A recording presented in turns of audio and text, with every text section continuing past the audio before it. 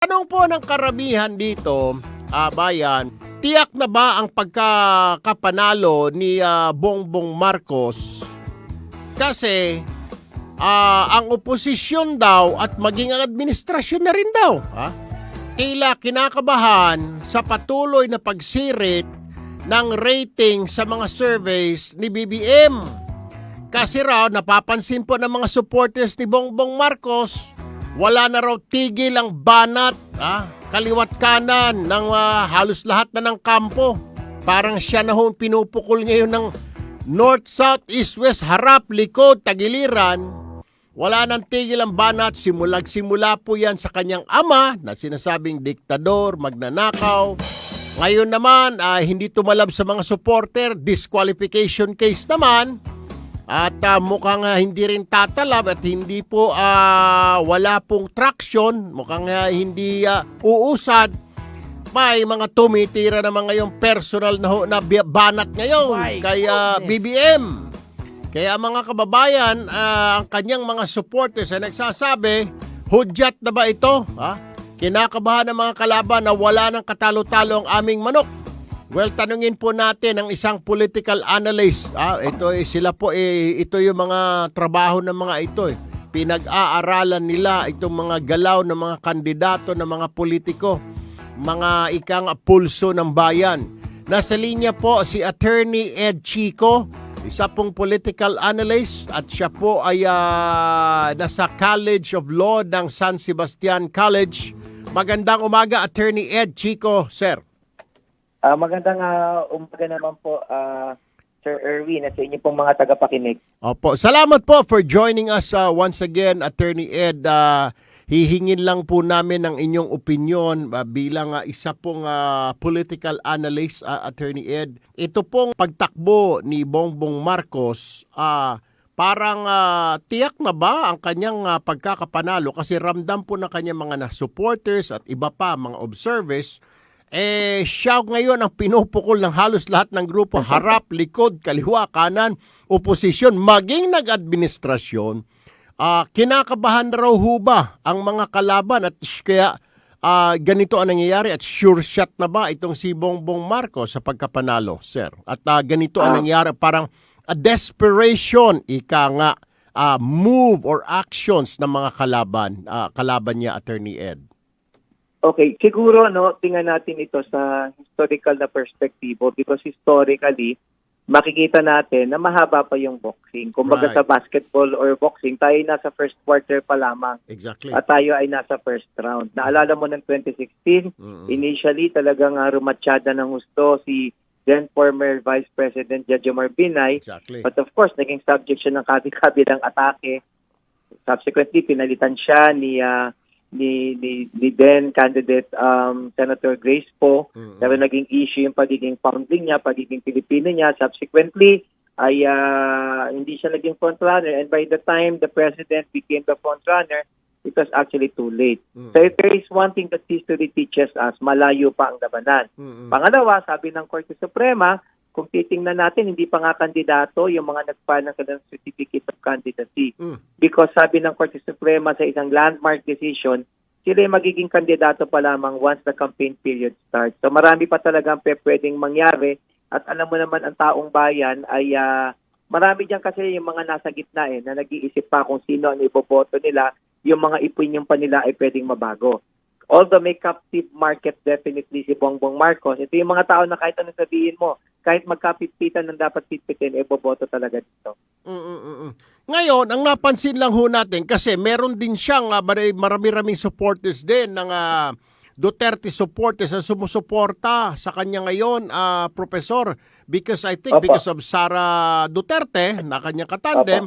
And before that, yung kanya kasing mga adhikain, not adhikain kundi plataforma, ay naka-align sa administrasyon ni Duterte.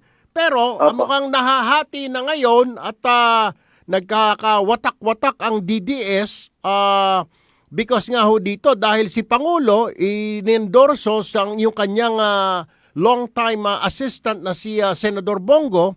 And ang anak naman niya tumakbo under kapartner po ni Bongbong. So nahahati ngayon ang DDS, Attorney Ed. Ano ho ang basa nyo rito?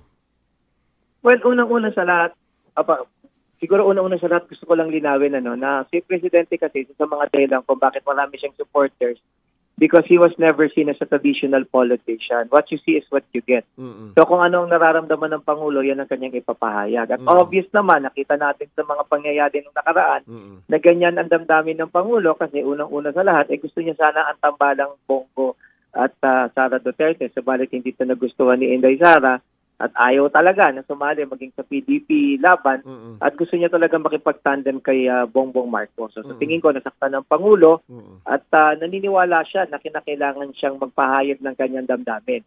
Pero of course, yung kanyang estratahiya ay merong dent doon sa tandem of course ni Bongbong Marcos at ni Inday Sara because as we all know, si President Duterte still enjoys immense support from the DDS. So meron siya talagang captive market. So magandang tingnan gaano kabigat ang epekto nito sa mga boboto kasi tandaan natin ano mang epekto niyan ang makikinabang definitely ay yung ibang mga kalaban kagaya halimbawa ni VP Leni Robredo or ni Mayor Isko Moreno kasi iisa malaking bulto ng mga supporters ni Marcos ay nanggagaling sa kaparehong captive market or base ni Presidente Duterte. Right. Oo. Yung tinatawag na DDS supporters, Attorney Ed, and baliban pa dyan, yung mga yung tinatawag na grupo o mga tao mula sa norte, yung Solid North. Pero paano nga ho ito ngayon? I mean, maging mga OFW hati, may OFW para kay Bongo, may OFW para kay Bongbong. Dito na lang sa atin, hindi na ho tayo lalayo. DDS, nag-aaway. Nakikita ko kasi karamihan ho ng aking mga followers at mga DDS, nakikita ko, nagsasagutan ho sa Facebook.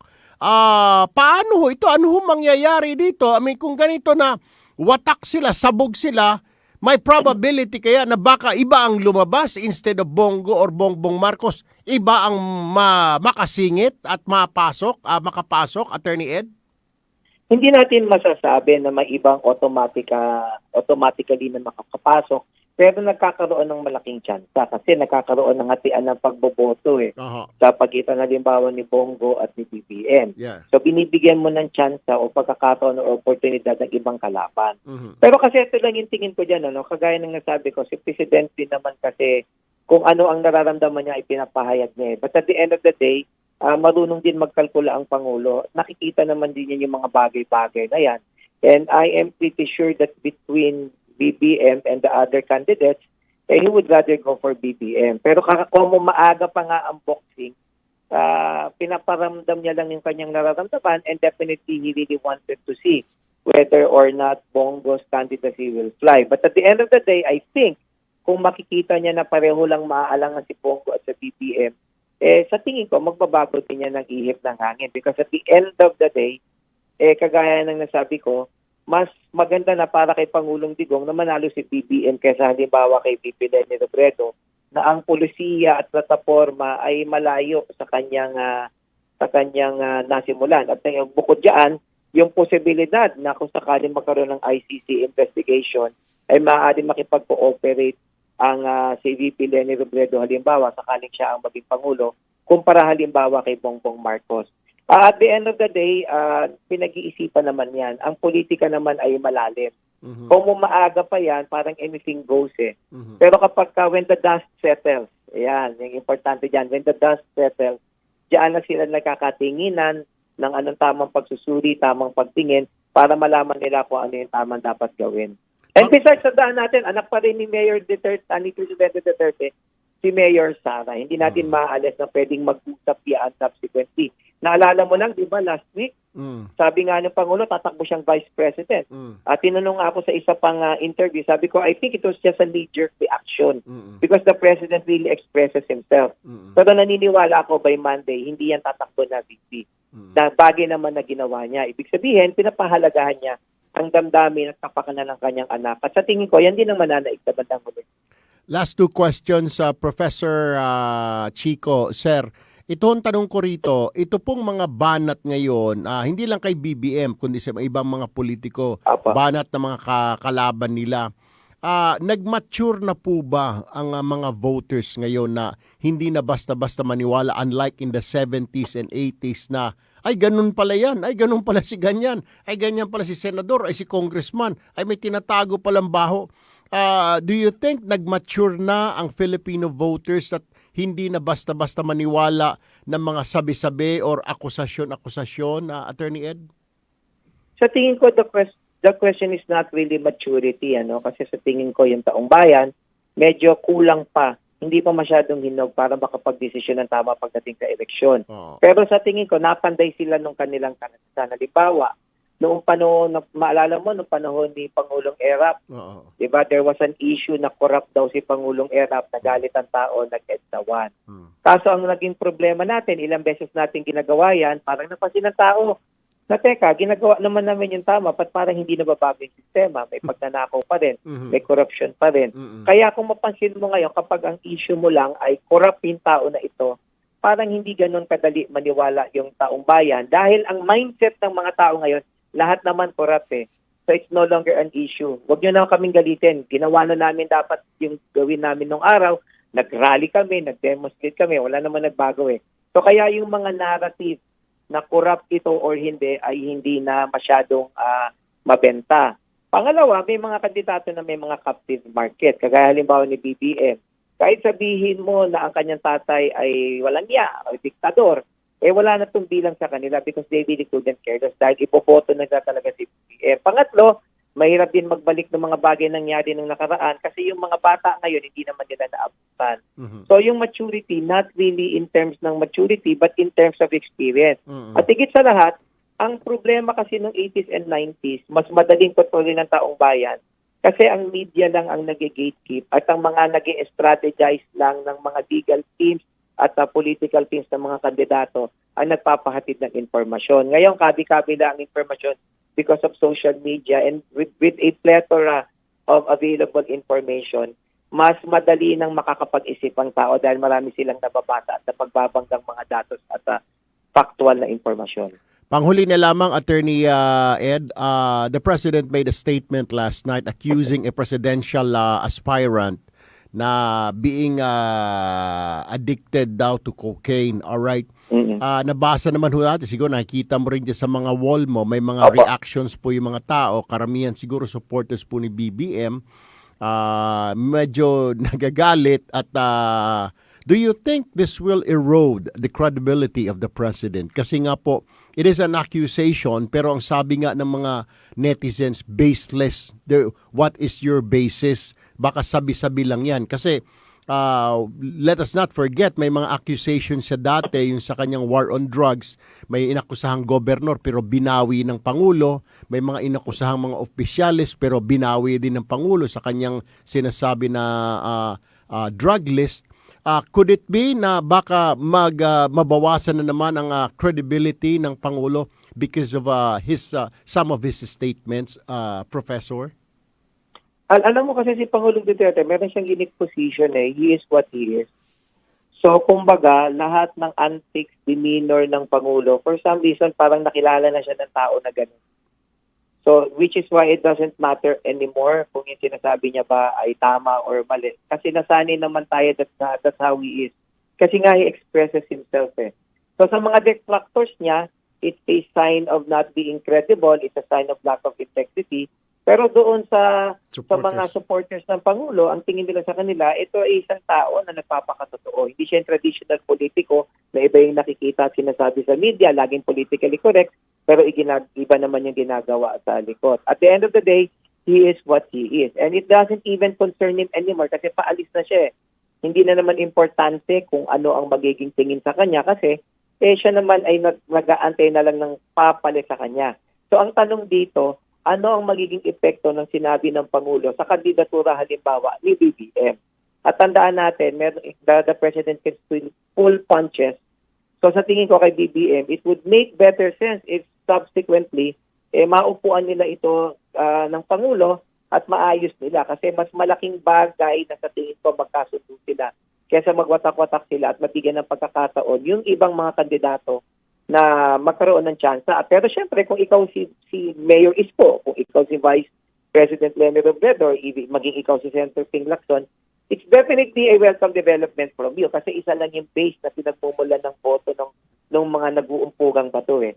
Eh, naniniwala ka na pag nagwatak-watak yan, eh bababa ang bilang halimbawa ni BBM. Kasi yung ibang boboto kay BBM, maaaring lumipat kay Bongo.